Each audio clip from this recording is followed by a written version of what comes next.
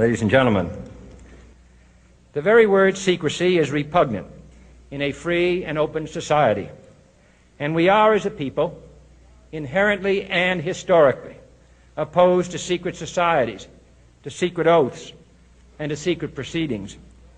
We decided long ago that the dangers of excessive and unwarranted concealment of pertinent facts far outweighed the dangers which are cited to justify it.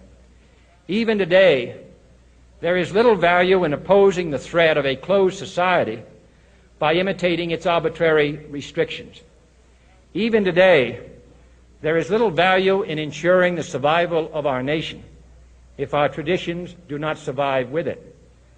And there is very grave danger that an announced need for increased security will be seized upon by those anxious to expand its meaning to the very limits of official censorship and concealment. That I do not intend to permit to the extent that it's in my control. And no official of my administration, whether his rank is high or low, civilian or military, should interpret my words here tonight as an excuse to censor the news, to stifle dissent, to cover up our mistakes, or to withhold from the press and the public the facts they deserve to know.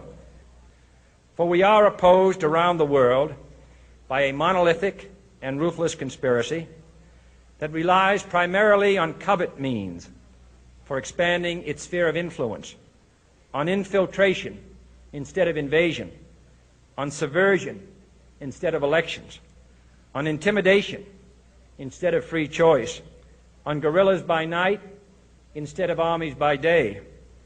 It is a system which has conscripted vast human and material resources into the building of a tightly knit, highly efficient machine that combines military, diplomatic, intelligence, economic, scientific, and political operations. Its preparations are concealed, not published. Its mistakes are buried, not headlined. Its dissenters are silenced, not praised. No expenditure is questioned, no rumor is printed, no secret is revealed.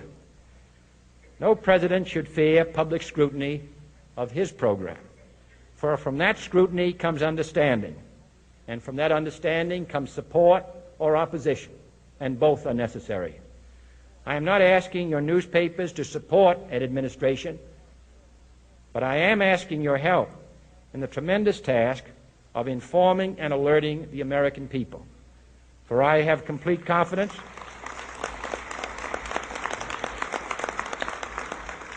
in the response and dedication of our citizens whenever they are fully informed. I not only could not stifle controversy among your readers, I welcome it. This administration intends to be candid about its errors. For as a wise man once said, an error doesn't become a mistake until you refuse to correct it. We intend to accept full responsibility for our errors, and we expect you to point them out when we miss them. Without debate, without criticism, no administration and no country can succeed, and no republic can survive. That is why the Athenian lawmaker Solon decreed it a crime for any citizen to shrink from controversy.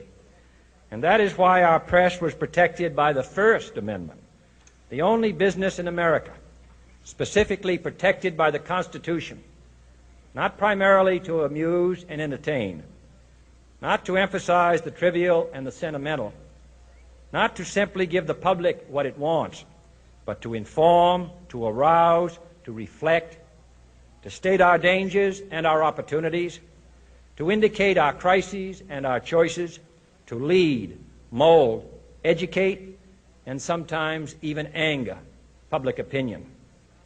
This means greater coverage and analysis of international news, for it is no longer far away and foreign, but close at hand and local. It means greater attention to improved understanding of the news, as well as improved transmission. And it means, finally, that government at all levels must meet its obligation to provide you with the fullest possible information outside the narrowest limits of national security. And so it is to the printing press, to the recorder of man's deeds, the keeper of his conscience, the courier of his news, that we look for strength and assistance, confident that with your help, man will be what he was born to be, free and independent.